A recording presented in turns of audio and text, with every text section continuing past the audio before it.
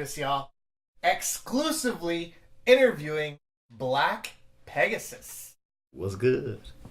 And welcome to Canada, my man. Cool, thank you. And who is Colorado's poetic inspiration, Black Pegasus?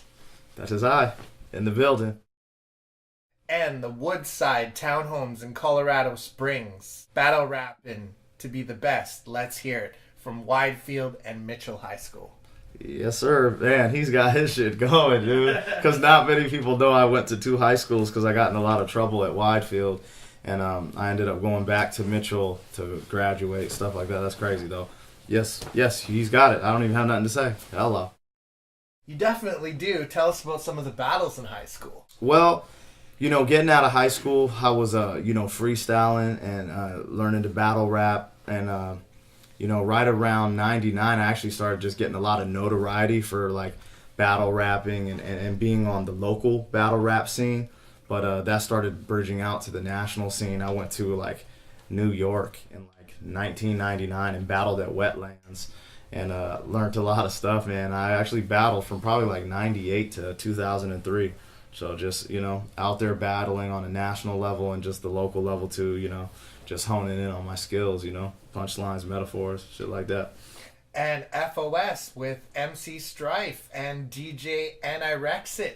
Best times. Let's hear it.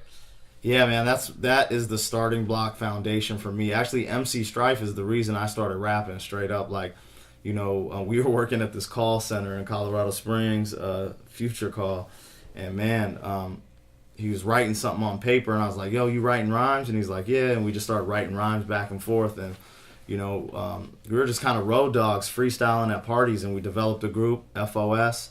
It stood for Focus on Skills and Fusion of Syllables mainly, but had a lot of different acronyms, and man, those were the good old days. That's the beginning for me actually being an MC on the level of putting out records and actually doing shows, other than just messing around in my basement with the homies. And gone solo, but my album ain't done yet. And then the self-titled Black Pegasus. How did it go? Man, the FOS stuff, it started to fade a little bit. As we all got a little bit older, people were going different directions, and I was getting a lot more in tune with just recording and trying to do more shows and just get bigger. And I put out my album Ain't Done Yet, which is the blueprint for the Black Pegasus self-titled album, because it was just I was winning all these battles and my name was buzzing. I had to put something out there just to make money at the shows and battles to sell. So I put it out. My album Ain't Done Yet. Then I put a self-titled version out with 6 or 7 additional songs to that, and then just started, my album Ain't Done Yet, you can't really get, but you can get the Black Pegasus self-titled record. So. And the Black Mixtape in '05. Fuck Your Radio and Knuckle Up. Share about your tapes and the buzz that you started back then. Yeah, man. I've been holding it down in Colorado for a long time, so, as I was doing shows, getting bigger, I just kept putting out records. And getting them out to the people, and everyone just kept supporting it. It just kept growing and growing. So, you named all the records in those orders, and this was, man, I'm trying to think. This is my Knuckle Up album, and I put this out in '05. So Bass Jace was the first producer I really messed with on a heavy level, but Bass Jace produced all this, and we spent a lot of time on these mixes, and to this day, for this being '05, it's 2013 now, in 2 years, this is 10 years old, and it still has a real crisp quality to it, just because Bass Jace was on that level of really, just trying to, just a good engineer, and producer. And the Brass Knuckle King in '08, how did the record move, and tell us more about it? Brass Knuckle King. This one actually came out a little bit later. This one's my more recent record. This one came out, I think, in 010 or 011, and this had, after I've been touring with Tech 9, Liquid Assassin, and all my peeps, with this joint, I got Immortal Technique on there, because that's my fam, what up, Tech? And then I got Cut on here, and of course my brother Liquid Assassin. So those were probably my biggest features to date until this next record that's coming out. And this made a lot of movement and headway for me in my market. A lot of people liked the record and the way it came out. You know what I mean? And Red Monkey's Banana Spits, Black by Popular Demand. The work is non-stop. It's the Black Mexican grind. Yes. Yep. For those that don't know, I'm mixed with Black and Mexican, so I am the original Wet Black. And that's what the Black Mexican album was, just mixing it up a little bit. And Black by Popular Demand was an album that kind of came together. My mom passed away from cancer in 2010 in February. And, so there's a lot of like touching songs, like deep songs on there that were in reference to her passing, and then just some like hip hop stuff. So it's kind of a conscious collective, because my style is real versatile. I go a lot of places. Sometimes I'm real raunchy and fucking aggressive, but then sometimes I got some conscious stuff. And Black by Popular Demand, a lot of people like, because of it's a little more heartfelt of a record that I've done. You know what I mean? And incredible collabs with Mortal Technique, Chino XL, Tech 9, Chris Calico, On the Money Clock, and Silly Me with Funk Volume's Dizzy Right to come out. Let's hear about them. Cool. Yeah, I mean, all the collabs I've done in the past, it's been a blessing. I've actually been able to work with people that I'm like a super fan of, because like I've always been a fan of Chino XL, Immortal Technique, Tech 9, my bro Liquid Assassin. It's like I just been blessed to work with people that I'm actually hella cool with. So that was a blessing. Right now I just knocked out a song with Chris Calico called The Money Clock. We're actually dropping a music video to that. Check for it on YouTube. And then I knocked out a joint with a Dizzy Right called Silly of Me. And man, it has a really good vibe to it. I can't wait to release it. We just have to have the right strategy, because I think people will gravitate to it. It's a cool song, a cool concept as well. So it's just an all around good song, good track. And 6-digit upload views, taking an Indie Music Award, and sponsored by Rockstar Energy Drink. Right. Yeah, man. I've been winning like in my hometown. Like I've won a lot of Indie Music Awards. Like through publications like the Gazette, the Denver Post, the Westward, the Independent. So all the way from Colorado Springs to Denver, I've been recognized for, what I do as an artist and what I've done for the scene. Yeah, whenever we go to the mountains, man, Rockstar Energy sponsors what we do. And this company we work with, Lifestyle Echo Tours. And I've toured the mountains in January for about 5 years in a row. I've been out there with Baby Bash, Coolio, Yin Yang Twins, Tech 9, Slim Thug, Bubba Sparks, you name it, man. Just a good time, man. It's like bringing the industry to Colorado, man. And it's just a party every year. January, like 5th through the 10th is fucking crazy. So, yeah. And the 6-digit upload views. Major. Yeah, man. I've been uploading videos. Some get the traction, I'm just starting to understand the marketing of like the YouTube videos now. But, a couple of my videos I got lucky, and people were just, boom, they went kind of viral. I think I got 500,000 views on one of my older tracks because it has some hot chicks in it. But, people are looking at what I'm doing, and, I just wanted to grow, and just keep building, Your Mama's Pimp. Let us know about the record. Cool. My new album, YMP, it stands for Yo Mama's Pimp, for those that don't know. When I was young, I battle rapped. But whenever I went to a battle as Black Pegasus, people would just clown the shit out of that name because it's so ridiculous. I know, but I like the name. But to take that edge away, hit them with the element of surprise when I entered battles for money, even Scribble Jam, I went by the moniker Yo Mama's Pimp. So it just right when people would say so-and-so verse, Yo Mama's Pimp, everyone would start laughing. It always gave me the edge, so I just ran with that. And my new record, man, I just wanted to do something new, reinvent. Like, I put out my first album in 1999, so now that's 2013. I want to reinvent, so I just figured YMP, go back to the basics, but it's still just simplifying it to YMP. It's just cool. And my favorite movie of all time was American Pimp, so I tie in like those, samples and stuff into this record. And it's just cool, just good times, And your Scribble Jam battles. Yes. Let us know. Yeah, man, I was in Scribble Jam in 2003. And I got second place. I lost to Rhymefest in the final.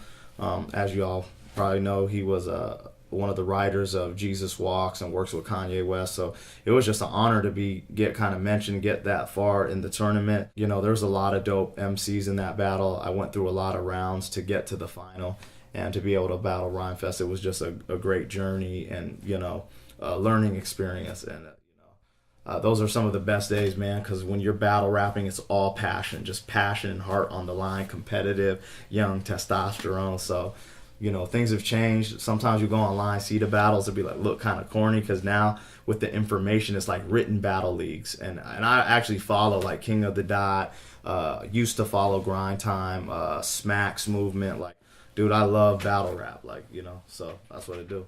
Yeah, I heard about that because through the DVD of the Scribble Jam, it was really amazing to have you in that. Yes, sir. And videos, Spank That, Snicker Licker, Can't Stay Around, Notorious BP, Problem with Cuddy Calhoun, All That, Stack, Ratchet Girl, We Gone, Make It, Bitches Wanna Fuck. You got so much hustle. Right. Yeah, man. It's one of those things, like, we're trying to get the content up, you know, and just really push it, you know, push the visuals. And that's what it's all about this year. Like I said, I'm dropping this Chris Calico video. I'm doing a joint called All In with my buddy Hypnotic, Liquid Assassin. I got the Silly of Me, Dizzy Wright joint. And I got my own joint, MLYL. That's what it'll be called. It's going to drop soon, too. Dude, I'm working, man. I'm going to try to get the content, the visuals to a higher level this year and get it marketed and just keep with the touring and just getting music to the kids and recording. You know what I mean? And Diamond Dozen on stage, Tech Nine 6s and 7s tour, Slim Thug tubing on the mountain. Share some of your best times. It's Red Rocks. Man, Red Rocks was a very monumental time for me. For y'all that don't know, Red Rocks is one of the only natural amphitheaters in the world where it's like built out of these red rocks in a mountain, and it naturally is like perfect for acoustics for a stage. It holds 10,000 people. The Beatles have played this stage, and you know, I got blessed. I was on this tour with Strange Music at the time, and I did a show with a Tech Nine at Red Rocks, so that was definitely a monumental moment in my career. And dude, just so many different things. I worked with this modeling company called Diamond Dozen, where they had some very attractive women on tour with us, you know, representing, doing their thing. That was a beautiful thing. Man, the craziest thing, though, it's somewhere on YouTube, or it used to be. Coolio taught me how to marinate steaks. And that was really cool, man. Coolio's the homie.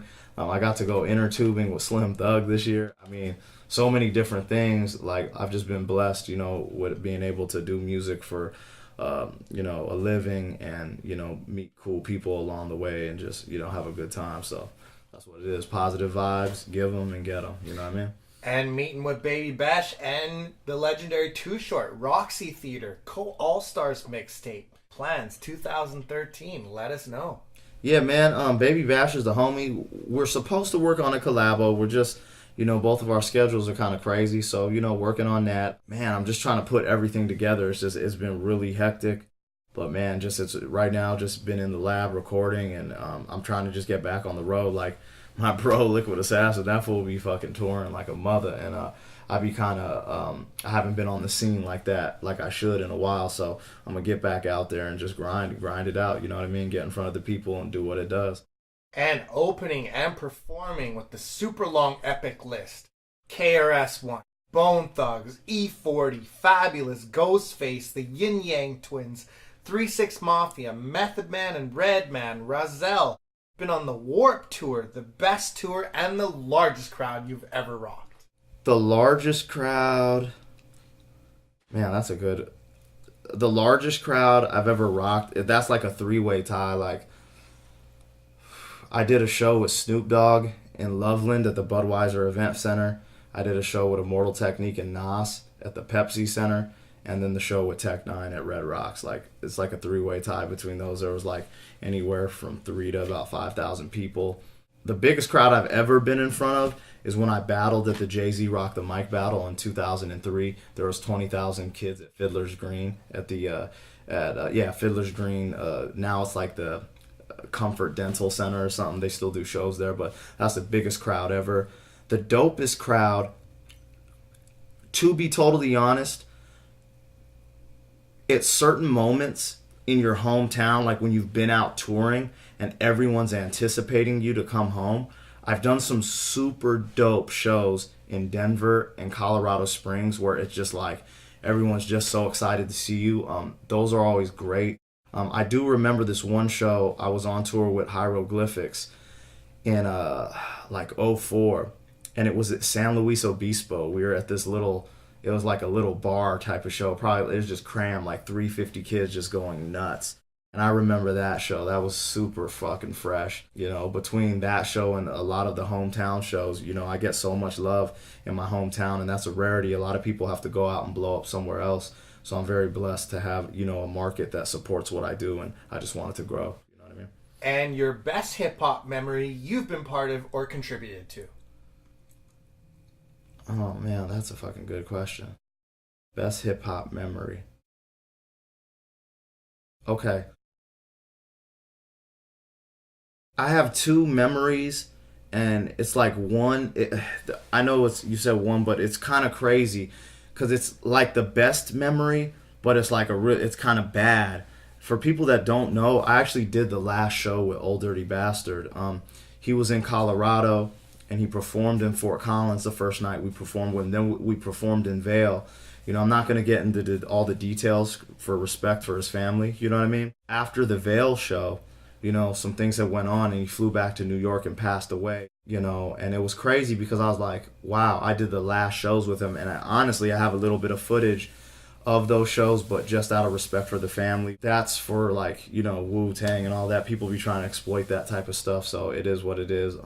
You know, it's all about Wu-Tang. I grew up on that stuff, and I was really blessed to actually do a show with ODB, let alone it be the last show. So, you know, that's probably, you know, that and a conversation I had with Slick Rick. I was driving him around doing shows in the mountains, and, you know, he listened to some of my music and gave me some honest feedback, and, you know, those two moments really stand out in my mind.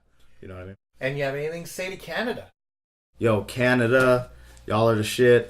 We got detained in customs, but to be honest, the custom agent was cool because they did not have to let us come through because they let us through.